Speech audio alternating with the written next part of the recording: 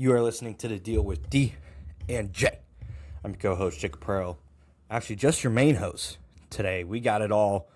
We got MLB preview, predictions, as well as talking about the first round and a little bit of a preview of the second round of the NCAA tournament, all right here on The Deal with D and J.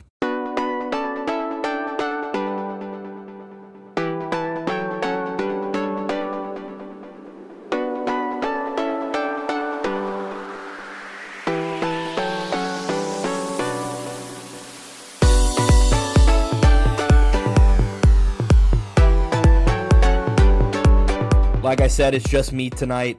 Went and saw Project Hail Mary on Tuesday, and because of that, I was not able to record with DJ. So here we are, just me, and we're gonna battle. We're gonna battle through and get through it, and absolutely nobody's fault. But maybe a little Project Hail Mary review at the end. Maybe I'll do that. I think I'll do that for you guys out there. But first and foremost, let's talk about MLB Opening Day. Actually kicked off yesterday. So with that being said, going to dive right into kind of the preview of what I expect out of this year, right? Going to break down some division winners. If you want to hear a more in-depth conversation, I had a conversation with Hunter Malone of Hammered and Homers. Listen there if you want full breakdown. But more so, I'm just going to be talking about who I see in the playoffs, in the wild card, and then obviously going to talk a little bit about my Cardinals. And then obviously we'll go into Cy Young, MVP, and Rookie of the Year. So with that being said, let's dive right into it. I think we're going to stay on the AL side. I think the AL isn't as strong as I think people want it to maybe be. I think it's very top-heavy. I think when you look at the totality of the AL, there's a lot of what-ifs when it comes to the wild card. There's really maybe two what-ifs in two divisions. Right, the AL East and the AL Central. The AL West should be won by the Mariners, like with relative ease. Like I said, on Hammered and Homers, best rotation in baseball. They've added so much depth to the lineup. Naylor, Donovan, you still have J-Rod and Raleigh and Arozarena, and we can go on ad nauseum.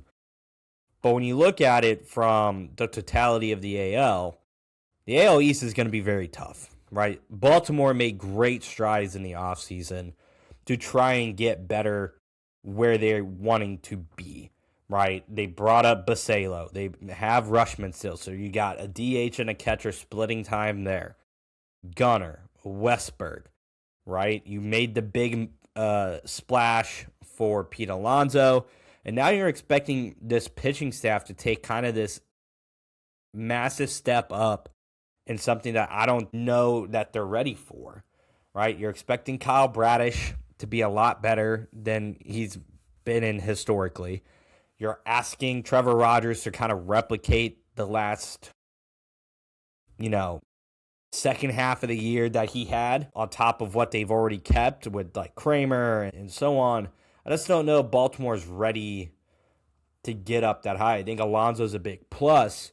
When you look at the AL East, the Yankees just are getting healthier. And when you look at it, the lineup doesn't scare me as much as the rotation, or if the rotation's clicking on all cylinders.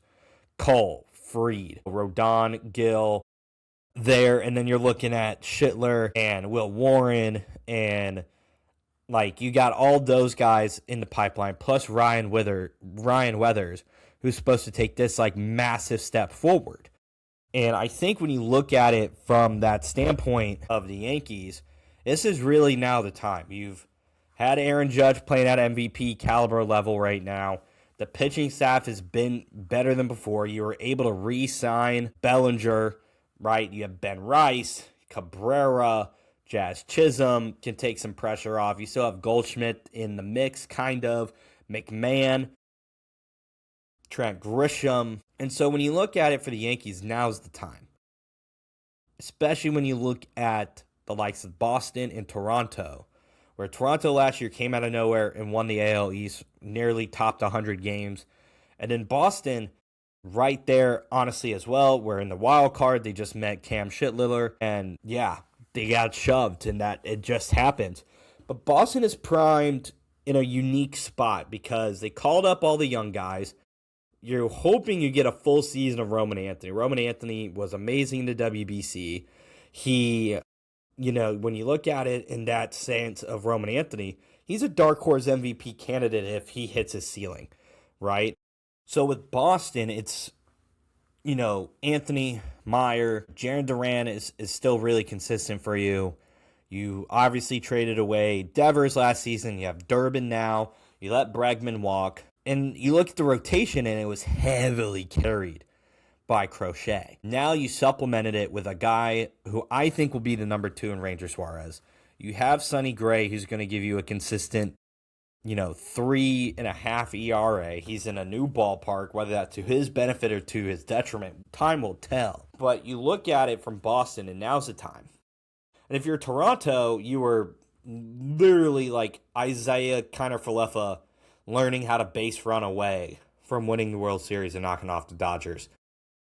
Trey Savage is probably the biggest bright spot that we're expecting. Added Dylan Cease, Shane Bieber still on the roster. And you have Kevin Gausman, aging like fine wine up in Toronto. And the pitching staff is elite. Then they added Okamoto from, I believe, Japan. And he's supposed to be a big bat at third. You let Bichette walk. You have Clement and Barger and Vladdy. And I think Vladdy can have a dark horse MVP season if he puts it all together the way we want him to. And obviously, you have Kirk, and they took it by storm last year. They were incredible.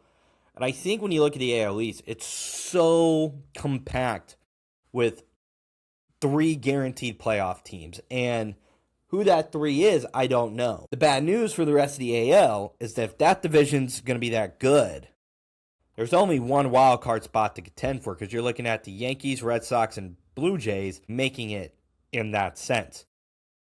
To me, I have the Yankees coming out of that division. I just think when Garrett Cole gets healthy, the rotation of Fried, Cole, and Rodon with Warren and Weathers and all those guys, it's just going to be too much for them to handle in the AL East. Out of that, I think I have Boston in wild card. I think a full season of Roman Anthony is going to be really important for their success. I think Garrett Crochet is a Cy Young guy. And I think Boston's right there. I think Toronto's a really interesting one because the pitching staff got better. Right, you added Dylan Cease, who's consistently in the 180-plus strikeout range. He had kind of an off year last year in San Diego. But I don't know if I think they may have a World Series kind of regression. I on Hammer and Homers, I don't have them in the playoffs. And I think I'm going to stay with that take of I just don't see them in the playoffs. I think the likes of them or Boston's missing the playoffs. I'm going to take Toronto to miss simply because I think you're going to feel some World Series regression. And I think the AL just, actually, I'm going to take that back. I think Toronto makes it. The more I think about it, it's hard pressed with Okamoto, Vlad, and that pitching staff for them to miss out. So then we jump to the Central, right? I'm changing my picks. Actually, between Boston and Toronto, one of them's going to miss it. And I'm going to probably bank on a World Series regression out of Toronto. And I just think everybody else is kind of like on the precipice. I think Toronto's going to be not as good as people think. And maybe that comes back and bite me, so be it. But I just sense I think Trey Savage is going to really struggle. Not a lot of people has got more scouting on him as well in his second year. Jumping over and to lastly talk about the Rays rebuild, Junior Caminero. Really interested to see what that home run total is going to be. Jumping to the AL Central, I truly think it's a 3-horse race in the Central. I don't think the Twins have a lot of juice besides Joe Ryan. I'm really pumped about Luke Keeschel from a fantasy baseball perspective, but that team really just has nothing going for them, even though they want to be there. I think it's a 3-way battle between Detroit, Cleveland, and Kansas City. I think Detroit ends up winning that division still. They added Valdez, so you get the 1-2 punch of Skubal and Valdez, which is going to go far for you, right? You still have Mize, and you have Flaherty, and then you have Verlander and the 4 teaching some of these guys.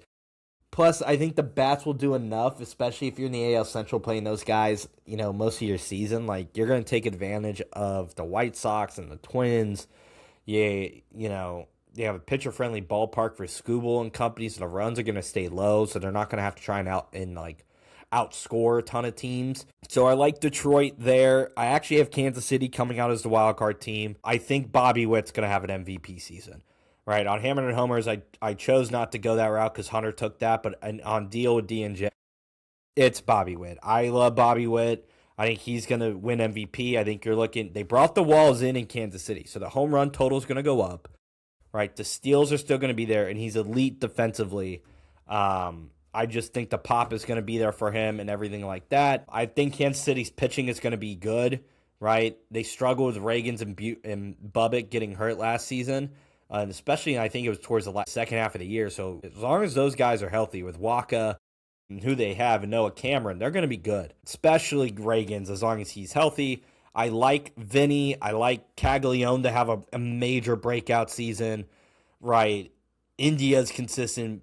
And then this guy, Carter Jensen, right, the rookie. He's my pick for Rookie of the Year because I just think a guy like that at the catcher position with that much power is hard to come by.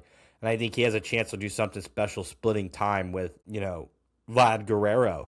Not Vlad Guerrero. What am I talking about? Salvador Perez. So I like that coming out. When I look at Cleveland, I just look at them and I'm like, gosh, what more could they have done the offseason to do anything, right? They re-signed Jose Ramirez, which is a big deal. But after that, they didn't really do much. Right? Stephen Kwan's still there. They're calling up Dylan Lauder. Or Chase Lauder, excuse me.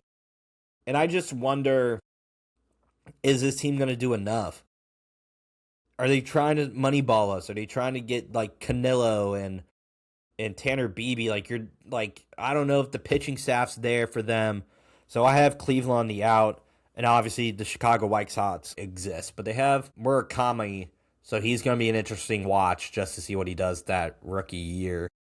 Jumping to the AL West, I think this is probably the most interesting division besides the Mariners. We talked about the Mariners. I love Brian Wu, the Cal Poly Demon. You have Logan Gilbert, George Kirby, Bryce Miller, and blanking on the fifth guy. But you have that rotation. It's going to be nasty. And Luis Castillo. And when you look at them, that's the best rotation in baseball. It's not even close. The hitting is all there. Everything is there for them. I like the Mariners. I think I look at the Rangers as probably my biggest sleeper team because if the bats come alive with the pitching that they had last year, they are going to be in the wild card without a doubt. They're going to be pushing 80-plus wins. They were 81 and 81 last year. I think you're going to look at 86 to 87 for them, maybe up to 89 wins if everything goes the way we want it to for them. And I just think you have DeGrom and Evaldi giving you this absolute consistency. Now it's time for the bats. Wyatt Langford needs to take another step forward, right? You traded away Simeon, right? You brought in Mackenzie Gore to be that middle third. The time is now for the Rangers to get back to where they were. The time is now for the Rangers to get back to where they were before, right? Peterson, Young, Seager, Smith. Jock Peterson has to find something again. Right, they bring in Brandon Nimmo, so the batting average is going to go up. Evan Carter, as long as he can get off to a hot start and get on the base, he's going to be great. You have Kumar Rocker and Leader anchoring the back end of that rotation, and I just think it's going to be enough for them. Jacob Latz is a sneaky closer for them, so I really think for the Rangers, the year is now. I look at the Astros, the Rangers are going to be my last wild card team in. But when I look at the Astros, besides Hunter Brown, I don't believe in the pitching. I don't believe in Christian Javier. I don't believe in Tatsuya Ima, right? You're not going to have Hader for a while. There's a chance Brian Abreu really comes into his own. But besides Hunter Brown, you don't really got a lot going for me from a consistency standpoint that makes me comfortable to pick you. Yanier Diaz is going to be really nice. They brought back Carrera, Paredes, Pena, Walker. The bat's going to be there. The question is how much health do you get out of Yordan Alvarez. And I think if he plays more than what he did last year, them and the Rangers are going to battle for that last wild card spot. I think the AL is a little bit more top-heavy with a lot of deep teams in the middle versus I think the NL has a lot of teams at the top and a lot of bad teams in the middle. So to round it out, Yankees winning the AL East, Detroit AL Central, and Seattle AL West.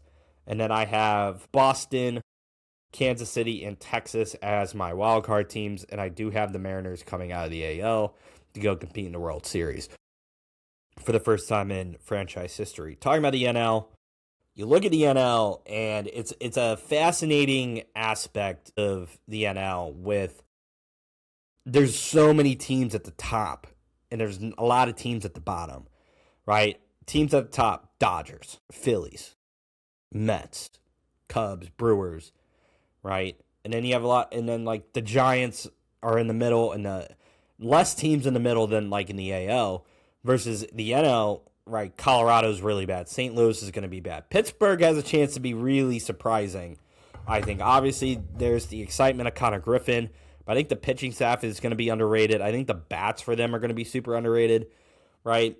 And then you have Miami and the Nationals, who are also just terrible, right? So Arizona, who knows what they're going to do? It's just absolute mediocrity over there in Phoenix.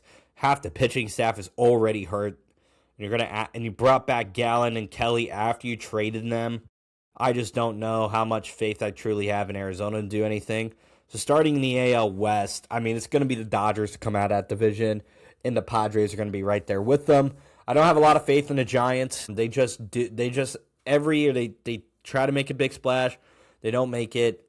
They don't get anywhere close to a wild card, and that's just kind of how it's always been. Arizona can't replicate anything from their MLB World Series run. Corbin Carroll, I don't see the MVP run for him. He was my pick, I think, 2 years ago or last year, and he was just terrible. The bat came alive in the last month of the season, but like now he's done. He's been out of it. So, but I think the Dodgers, Tucker, we can talk ad nauseum. Tucker, Hernandez, Mookie Betts, Freddie Freeman, Will Smith, right? Pages, mix in some other guys, Max Muncy, Tommy Edman, pitching staff. Obviously, we talked about Shohei. And then obviously Shohei pitching, Yamamoto pitching, Sasaki in the bullpen, Trinidad, Phillips. You have Schnell and Glasnow, and Emmett Sheehan is going to be, a dark horse as well. Like, it's going to be the Dodgers by a million, so I don't want to touch upon too much there. Padres are going to be super interesting simply because besides King and Pivetta, what does that 5 rotation look like now that Cease is gone? Tatis is still there. Cronenworth, Merrill, they have some cats. I'm super interested to see what they become. But I still have San Diego being second in that division with them. Then I'm probably going Giants, D-backs, Rockies. Moving ahead here, looking ahead to the NL Central now. Again, this division has a chance to maybe get topsy-turvy. Right, if Pittsburgh puts it together, they're a team to really watch out for. Skeens is going to be a Cy Young. I think the Brewers have the best, like the most underrated lineup in baseball. Rang, Frelick, Elich, Jackson Chourio has a chance to be. I think he can be a 30-30 guy this year. Genuinely, he's already a 20-20 guy. I think he'd be a 30-30 guy. Moving forward, and when I look at it for the Brewers, it's going to be their year. I think the pitching worries me a little bit with Priester being out to start, and then you have Mizorowski to see if he can kind of turn back on the charm on top of Woodruff. But you have 2 guys in McGill and Uribe that can go and close you out games, and you can save some arms. That's going to go a long way. So I really like that in that sense. And then when I look at the likes of Chicago, you lost Tucker, you added Bregman, but you didn't alleviate your pitching issue. You still have Imanaga, Boyd, and Horton as your 3 that I'm not super in love with. You extended PCA, which is a good move at that price point. You added Edward Cabrera. Ben Brown's still in the mix here. Tallis, you got James Talion. So Phil Matten, Hobie Milner. So you have some arms, but I'm not like, if you can get a great set out of Cabrera, then that's going to go a long way for you. But if not, then it's just not even going to matter for them. You have Carson Kelly, Bregman, Bush, Horner, and Swanson. I think that's a really good infield, honestly. Defensively, they're going to be great with Bregman and Swanson and Horner. And Bush is an underrated first baseman. They have Conforto, PCA, Ian Happ out there mixing in Dylan Carlson at the mix. So I like the Cubs to be the second team out of that division. And then you look at the Reds, which is a ton of guys where Sal Stewart's going to be a really nice guy to watch. Chase Burns, let's see if he can command the ball like at all. But you're without Hunter Green, Andrew Abbott. Andrew Abbott's actually healthy, my bad, excuse me. But like, can Ellie turn it on? Ellie's 24, right? By no means are we expecting him to enter his prime now. But for what you were highly touted to be, when are we out on the Ellie De La Cruz experiment? You have Ke'Bryan Hayes, Nathaniel Lowe, Matt McClain, Spencer Steer, Sal Stewart, Eugenio Suarez. So the outfield probably leaves you wanting more. Novelle, Marte, Friedel, and Benson. And I think the bats are there if you're Cincinnati, but like I've heard some, like McClain and Steer have been the same guy forever. Suarez, I'm interested to see if he can even replicate the season from last year. And Sal Stewart, in the short window that he had, he was quite impressive. So, and then you look at the Cardinals, full rebuild. Kyle Bloom blew it up, right? Blew it all up. Pitching staff's going to be brutal, man. You're looking at Liberatore, McGreevy, May, Palante, Stanek is in the bullpen, Roycroft, Romero. Romero's going to be a nice closer. I think a lot of people are sleeping on him there. But I want to say this to Cardinals fans. I think the Cardinals are doing the right move right now. They know what they need to do. You got guys in the pipeline. Tim Kentz, Liam Doyle, Quinn Matthews. And you just kind of have to understand that like this isn't going to be the year for us. And probably not next year. But if Bloom slowly builds it up, I think there's some real chance. Right now, Rodriguez is destroying balls in high A as well, the catcher. I think Correa has a really nice chance to do some things. I think Dustin May can be an underrated third guy in this lineup of the rotation. I think Alec Burleson has a chance to bat 300 and hit 25 home runs. Honestly, I'm really excited to see what he can do. Nolan Gorman, this is it, buddy. This is simply it. You can't go batting 200, not hit 40 home runs, buddy.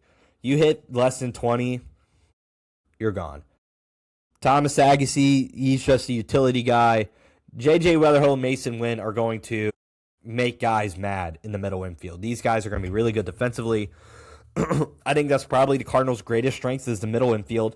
Looking at J.J. and Mason. Mason at short, J.J. at second. And I think with J.J. Weatherhill, if he gets close to that 300 number that he's been at, and he's batting 280, 290 in his first year, I'm going to take that as a huge, massive win for us there. And then in the outfield, Walker, Scott, Nathan Church. Doesn't excite me, but we'll see. We'll see with the Cardinals. Pages and Poza are going to split time. Liberatore, I'm excited to see what he can do this season as the ace. 26 years old, coming into his own. I think he has one of the best curveballs in baseball, at least in the NL. I think his curveball is really coming along. He has a nice slider from the left arm slot. So I really like the St. Louis team to probably exceed their 70 win total that I think they're being projected at. But out of this division, Cubs, Brewers. And now we talk about the NL East. And the Mets did a lot, right? Excuse me, the microphone, I'm eating it. They did a lot, man. They went and got Bo Bichette. They went and got Freddie Peralta. They added Devin Williams. They let Edwin Diaz walk. They let Pete Alonso walk. They let some of the things that haven't been working, they let them go, bring in some fresh cats. Added Luis Roberts. And I think for the Mets, I think you added bats. I think the average will go up. I think the home runs will go up. Question is, can the pitching survive? Because outside of Peralta, the bona fide ace, I think Nolan McClain's going to have a really strong case for Rookie of the Year. And then you're looking at Peterson, Kodai, and Senga. There it is. I just don't know if that 3 through 5 is going to be able to survive a 162 consistently. I don't know if the bats will provide the solace that they're looking for. Juan Soto's going to be great. He has a chance to make a real MVP run against Shohei. Lindor's consistent defensively, but the average is starting to go down a smidge. You have Bo Bichette, Luis Roberts. All the makings is there for the Mets to make it, right? And I do think they make it. I don't think they win the division, though. I'm going to take the Philadelphia Phillies to win the division. I think they know that their time is now. Bryce Harper knows his OPS is dropping. He had his lowest OPS since like his 19-year-old rookie season. Bryce Harper needs a lot more respect as well. I think Bryce Harper is going to have a really nice year. And then when I look at it from that standpoint, you have a really good rotation of Christopher Sanchez, Nola, Tejan Walker.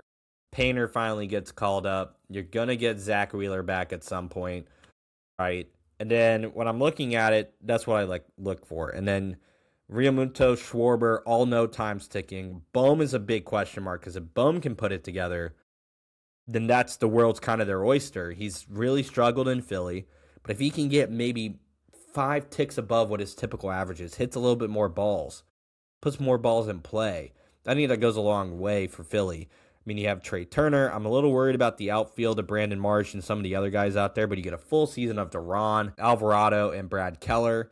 I think the Phillies are probably the only team in the NL that's close enough to competing with the Dodgers for me to pick them. And that's why I picked the Phillies to go to the World Series. Just the one, be different, and two, they're the only team constructed to go do it. Atlanta, ceiling is playoffs, floor is what it's been. Missed the playoffs. Acuna has a chance, a dark horse MVP candidacy, but you didn't do anything to alleviate your shortstop issue. Austin Riley's numbers are underlyingly bad. Matt Olson is an underrated first baseman, I think, in my head. But outside of Chris Sale, man, if Spencer Strider can't get healthy, you're relying on a bunch of not great pitchers to try and get you to where you need to go. I like Michael Harris. I like some of the outfield stuff, but I just don't see it with Atlanta and Miami. And the Nationals are just teams to keep an eye on. I think the Nationals with James Wood will be exciting, but outside of that, they're not going to compete. So with that, I got Dodgers, Brewers, and Phillies. Wild cards are Padres, Cubs, and Mets. World Series, Phillies, Mariners, and I'm going to say the Mariners win their first ever World Series as well. I'm so high on the Mariners. So high on the Mariners. I love Brian Wu. I love the pitching staff. I just think that's where it's going to go. Let's dive into some predictions here, right? And I think you look at the NL and AL Cy Young races, I think they're a little bit chalk. I think you can probably rely on them being chalk. But for the sake of, obviously, Skubal, Skeens, heavy favorites. I really like Crochet to have a really nice season again. 200-plus strikeouts. He's going to have good whip. The whole 9 yards, right? My dark horse is Brian Wu. Last season had incredible numbers. Incredible numbers. This guy did not get the shine that he deserves, honestly, because he's behind Logan Gilbert and George Kirby. But, this guy last season, man, was unbelievable. He was an all-star. He was 5th in Cy Young voting. He had 180-plus innings pitched, 2.94 ERA. Looking at 198 strikeouts. I had a whip of .927, right? The 15-7 win-loss, 4 WAR. I just look at that and I'm like, this guy, if he puts it together, gets the strikeouts over 200, gets the ERA below 2.5, Cy Young. Cy Young, he'll be on the best team in the AL. So that's where I see that for the Cy Young, for the AL. NL, Christopher Sanchez, to be different from the Skubal and Skeens talk. I think it's Christopher Sanchez. I think it really is just going to be a 2-horse race, honestly. I don't see any guy in the NL really putting up any numbers close to what those guys are going to put up. Christopher Sanchez last year, as the number 2 guy, was absolutely dotting people up. Last year, he did 2.50 ERA, 13-5 record, 8 WAR.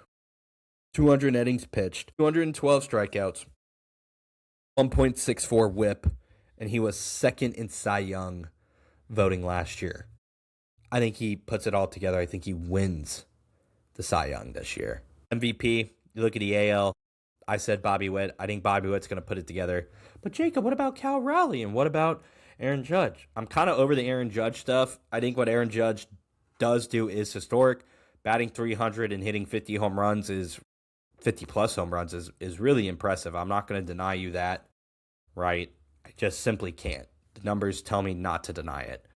But for me, I would like somebody else to win it because the outfield for Aaron Judge isn't where I want it to be. But, his numbers last year, looking at Aaron Judge, you're looking at a 9.7 WAR, He had a 331 batting average, had a 457 OPS, 1.144 OPS, and it had 53 home runs, 58 the 2 seasons prior. He's in his age 34 season. He's putting together some of the best hitting campaigns you've ever seen. But I want to go Bobby Witt. I think now's the time for Bobby Witt. He's going to be, if I'm correct on his age, he's going to be 26 years old. He led the league in hits last year. He led the league in doubles. He had a 295 batting average, 335, 351 OBS, OBP, on base percentage. He had a 852 OPS. There we go. He was fourth in the MVP voting last season. In the season he got second, he batted 211 hits, 45 doubles. And a number that doesn't stand out is the home run number. Last year he had 23, and the year prior he had 32. The walls move in. So I think that's a really big factor for him to get back over 30. He's going to be a 30-30 guy. Can he be 35-35? Maybe for him to win MVP, he has to go 40-40. And I think he can do it. I'm going to bank on it. I love the way Bobby Witt plays. And I think Aaron Judge is absolutely incredible, but let's be different here, right? That's why we do it. Look at the NL MVP, Shohei. I don't have anyone that can even compete with the guy. If he throws a sub-3 ERA and hits 45 home runs, do I need to say more? Do I really need to say more? Shohei Ohtani is my guy to win MVP. I don't really need to say any more. Talking about Rookie of the Years, my vote was Carter Jensen, but Kevin McGonigal of Detroit's really interesting as well. And J.J. Weatherholt for the Cardinals is my pick, obviously. Let's dive into some NCAA talk here. Second weekend started last night. I won't have those results. Unfortunately, I recorded the night before, but the night before the NCAA games, excuse me. But the first weekend delivered, right? The first weekend delivered. Oh, wow. Foul ball? Yeah, fouled. I thought the first weekend delivered amazing. High Point with an incredible upset. Santa Clara, absolute heartbreak at the buzzer. St. John's, Kansas was incredible. Utah State, poor draw, man. To be a 9 seed, they could have had a real chance to do a deep run if the tournament didn't screw them. Florida going down, though, did not surprise me. But the reason why they lost and how they lost didn't surprise me, and it was simply because Iowa controls the pace of the ball. They're so good at controlling the pace of the ball that when Florida's not hitting their shots and you get less possessions, the pressure's on Florida. They get a little antsy, and bam, there they are on the outside looking in now. Go enjoy watching it from home. I mean, UConn, UCLA was a really great game. I mean, where like VCU, Illinois was a little bit close. Nebraska, Vanderbilt was an all-time classic. Just major onions all over the place. I'm trying to think of the games that come off the top of my head, but those were just some incredible games. And those saying that Cinderella's dead, I don't see Cinderella died. I think she's just taking a sleep right now. I just think it's so much harder for these mid-majors the way the NCAA puts them up against some of these teams. You're not going to see a lot of upsets. St. Louis destroyed Georgia, and you could just tell like St. Louis was hooping, but Michigan's just so much for them to overcome. And when you look at it from that standpoint, I don't think they're dead. I think the committee has to do a better job of seeding them. Like, there should have been in no world that Utah State was a 9 seed, right? But Jacob, they beat Villanova. Yeah, but imagine the damage they could have done as a 6 seed taking on Gonzaga, right? Now we're talking about Utah State in the Sweet 16, taking on the likes of Purdue as a 6 seed. If we're seed watching, then what are we doing? But if we're talking about mid-majors, that's where that should have been your best interest at heart, was that right there. Talking about the second weekend here, we have a lot of great games. Duke, St. John's. A lot of these games are probably, I'm going to try and avoid talking about the Thursday games since, those will be done. So that will be Arkansas, Arizona, Purdue, Texas, Nebraska, Iowa, and Houston, Illinois. Listen, A-Cuff is legit. Arizona, Arkansas is going to be a classic. Illinois, Houston's going to be really good. Nebraska, Iowa is going to be incredible. Those, I don't think people are ready for what those fan bases want. So with that, we're just going to talk about Friday's games because that's when this comes out. So we're going to talk St. John's, Dukes, Alabama, Michigan, Michigan State, UConn, Tennessee, Iowa State. And I think when you look at Duke St. John's, Duke has a lot of question marks health-wise. Is Caleb Foster going to be back? Is Nagobo going to be back here for them, right? Like, those are genuine questions, right? So I think when you look at it, it's just one of those question marks that you have. With Duke versus St. John's, they don't shoot the three ball particularly well, but they play really good defense. They make it hard for you to score. Patino's phenomenal. St. John's hasn't experienced this type of success in a really long time. And now they're on the precipice of if they can get through Duke, there's no reason why you can't stop them going to the Final Four. UConn, Michigan State are going to have something to say about it. But to me, I think Cam Boozer is going to do enough to survive this. I think Caden Boozer has really stepped up his game. And I think Duke overpowers him at some point in the game on a run. And that just is going to be enough space that they need. But St. John's is incredible. I think it's going to be a great game. But yeah, I like Duke. I have Duke in my bracket. But I'm not comfortable about it. Michigan, Alabama, and shootout. We're going to expect a shootout here. Lindenborg and Labarius Feinlarn are going to have themselves a show. ESPN matchup predictor has Michigan at a 72% favorite, right? 9.5 favorite according to Vegas. I like Michigan in this matchup. I think the talent level for Michigan is really impressive. I think a lot of guys starting to come into their own. And the thing about Michigan that I'm starting to really see is that when push comes to shove, they're hitting big shots when you need to. You hit big shots in big moments when you need them the most. Stifle runs, extend runs even for themselves on the offensive side. And defensively, they put St. Louis in a hurt locker. I think Alabama took care of Texas Tech with a lot of ease, and you're like, well, watch out. Texas Tech was all types of banged up. I just think Texas Tech was just going to survive the upset from Akron. Feinlon's going to be a serious guy to contend with. Berg is a guy you need to watch out for. He had, I think, 25 against St. Louis.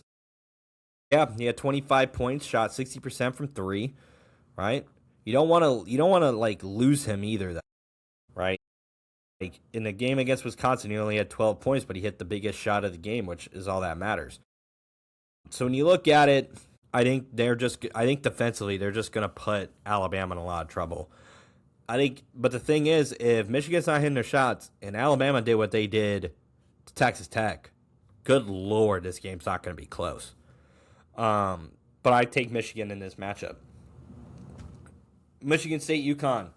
This is going to be a great game. I think it's going to be phenomenal. Izzo and Hurley, as tight as a game it's going to be. Cohen Carr has exploded onto the scene. Jeremy Fears is playing his best basketball right now. This Michigan team is playing their best basketball right now. But UConn finds ways to win with Dan Hurley. And when you look at it, you have Terrence Reed, right? You have Mullins, you have Caravan in these big moments. Like Caravan against UCLA was so pivotal when Mullen couldn't get it going from three, when Solo Ball was in foul trouble and not hitting his shots. But I like Cohen Carr. Izzo just finds ways to get back to the Elite Eight. He finds ways to win. He finds a way to get his team prepared. I think Dan Hurley can do the same. By no means am I questioning that. I just am leaning towards Izzo in this matchup just based on the experience. This game's going to be a classic, right? But Cohen Carr is going to be the difference maker for them, genuinely. If Cohen Carr can put it all together, this UConn team's going to have a really hard time stopping them, especially if Caravan doesn't shoot the way he shoots like he did against UCLA, if Mullen struggles from three, right? And if they can dominate the glass, because really UConn's relying on Reed to do a lot of the rebounding. And Reed's doing a great job, and Arabia does a good job, but he's not Reed. So get Reed in foul trouble and, make sure he's not getting hands and tips on the ball. He's Michigan State. I'm leaning towards the Spartans to take down the Huskies here. And finally, Iowa State, Tennessee. I think Iowa State defensively is going to put Tennessee in a bit of a hurt locker. Rick Barnes does never get out of the Sweet 16. So that means Iowa State, you get to go to your first Elite Eight in God knows how long. And your present is going to be the likes of Michigan or Alabama. So, again, my Final Four is still alive of Houston, Duke, Arizona, and two of those teams could be dead by the time this podcast comes out. So we shall see. I just want to give a quick synopsis. We gave a full breakdown last week. I don't want to bore people to death with all that. But the last thing I want to talk about here is Hubert Davis in North Carolina. And I think when you think about it, you're like, man, I think I saw somebody where Hubert Davis technically had a better record than Izzo in the last 5 years. But the thing about Izzo is he's been there forever. Forever. You're not going to fire a guy like that with that level of consistency. Well, you got to give him a chance. You got to do this. It's only been 5 years. Well, I'll give you what he's done in the last 5 years. He took a Roy Williams-led team to the national championship, blew a 15-point lead at halftime. But he's going to get the two greatest wins of all time with ending Coach K's career in the Final Four and taking the last home win of Coach K's career in Cameron. And I think those are big. Those are pivotal. But again, you're looking at Baycott and you're looking at Baycott and Davis and all these other guys and Manick, where then the second year they missed the tournament completely after being a preseason number one. That's just not acceptable by North Carolina standards, right? The decline in an IT bid, and so be it, that is your choice. And then second year, you bring it all back. You're the number one team in the ACC. Right, number one team in the ACC, you're looking at, right, you're looking at an ACC tournament championship as long as you don't run into DJ Burns, but you lost to NC State. I mean, NC State went all the way to the Final Four, I think, that year. You have that happen, you lose to the Sweet 16 to a really talented Alabama team, so I'm not going to lose sleep too much there with Mark Sears and company. But then in your head, you're thinking, okay, we were a 1 seed that year. We should be back in the top 4. And instead, we're an 11 seed. And honestly, if it wasn't the name North Carolina, they're not in the tournament. They were a bubble team and on fraud watch all year. And then they beat San Diego State, and then they go and play Ole Miss, and the game was never even close. Chris Beard and Ole Miss had their way with us. Then you go into the second, and then you go in this past season. Big win over Duke. What does he do? Lose to Miami the next game. He lost to Stanford on the road and Cal on the road and got smoked by NC State. It's like, well, Jacob, they were without Caleb Wilson. No, they had Caleb Wilson for some of those games and still lost. Caleb Wilson is not the reason the North Carolina season came to a crashing end. He just sped up the process of it crashing to the end. Caleb Wilson was announced that he was out for the year, and we never won a single game since. Lost to Clemson in the ACC title game, lost to Duke at home, and then obviously blew a 19-point lead to VCU. And there was just no accountability, right? There's no accountability. They scored no field goals for the last 5 minutes of the game, or they scored 5 field goals in the last 8, or whatever the number was. Excuse me, I'm not meant for all this talking. And then you don't score any points in overtime if they weren't free throws. You scored no field goals in overtime. It's just not acceptable by North Carolina standards to do this. North Carolina, and the thing is, you compare it to Duke, and Duke has constantly been up in a 1 or a 2 seed. We cannot be yo-yoing. We need to be up at the top, always. 3 seed, 2 seed. The occasional 4 if you got to, if it's something like this year and there's ultra-talented teams all over the place. But Hubert Davis getting fired, I think, is the right move. I don't ever think he was the right guy for the program. He couldn't get the recruiting down. But now the question is, okay, you fired the guy. Who are you going to bring in? Apparently, Lloyd and Otzenberger are talking about like how they're happy at their schools. They're not interested in going anywhere else. No one's talked to me. And it's the same cannon fodder every coach has to say to calm down their fans. Billy Donovan's getting told to consider it. He's being told to stay. He's getting paid millions of dollars in the NBA to just be mediocre. Jay Wright said no. Brad Stevens has said no. So then you're looking at Mark Byington in Vanderbilt. I don't hate that. Bring some of those cats over, Tanner, and some of these guys, and I think you have some really elite North Carolina play Todd Gold has been mentioned around, but I think he's too problematic for the program. My number one guy is Otzenberger, but there's too much of he loves it in Ames. His wife's a Hall of Famer in the program. He's built the program up from scratch. But he has the smallest buyout. We can throw him all the money. And I think when you look at Tommy Lloyd, I think what he's done at Arizona has been nothing short of sensational. Imagine some of the people he brings over, right, and how he can recruit. He recruits way better than what North Carolina has done in the past. Nate Oates has been thrown around, but again, when you're looking at it, North Carolina's kind of stuck in a pickle. It's like, okay, let the guy go. Now you got to go search. And if you're not going to get Lloyd, Oates, Otzenberger, and Byington says no, where do you go, right? Because the other guys are too rooted in their schools. Like Underwood's not leaving, Hurley's not leaving, Golden isn't going to leave unless he gets antsy. Dusty May doesn't really leave. I don't think he leaves either because he just got to Michigan, and Michigan gave him all the money in the world to go do what he needs to go do, right? I just don't know. I just don't know where they go from here, right? And when you look at it and you're getting some of these nice coaches like Hodgson and Calhoun get poached up, I just don't know where you go, right? And if it's not the big fish, the North Carolina fans are not going to be happy. Not going to be happy. A guy like Lucas in Miami, it would be a major risk to take on a guy.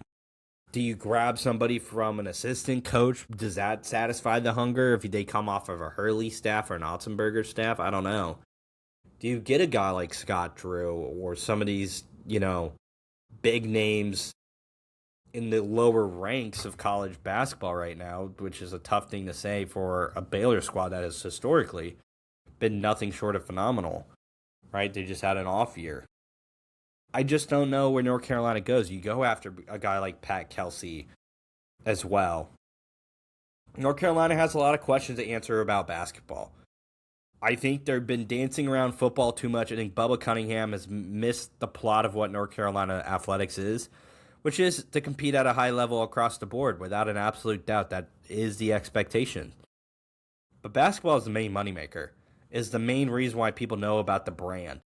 Don't try and get football to be the number one thing now when basketball has carried the weight of it forever. I wouldn't hate a guy like Jamie Dixon. He's done more with less everywhere he's gone, but I would hate it. I think Grant McCaslin, also a guy you have to make say no. JT Toppin and Christian Anderson, he had this Texas Tech team rolling and ready. So I think you look into the Big 12, I don't think there's a lot of guys in SEC that you really want to go call. And if Bucky Barnes, not Bucky Barnes, but if Bucky Ball, had a little bit more weight to it, that's a guy I wouldn't mind.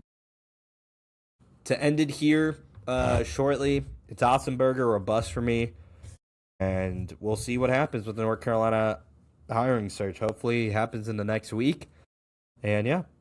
Thank you all for listening to The Deal with D and J. If you like the one solo host, let us know. Just so that means, me or DJ can do it if, one of us are not available. Like, comment, share, subscribe on all platforms. I have been The Deal with D and J.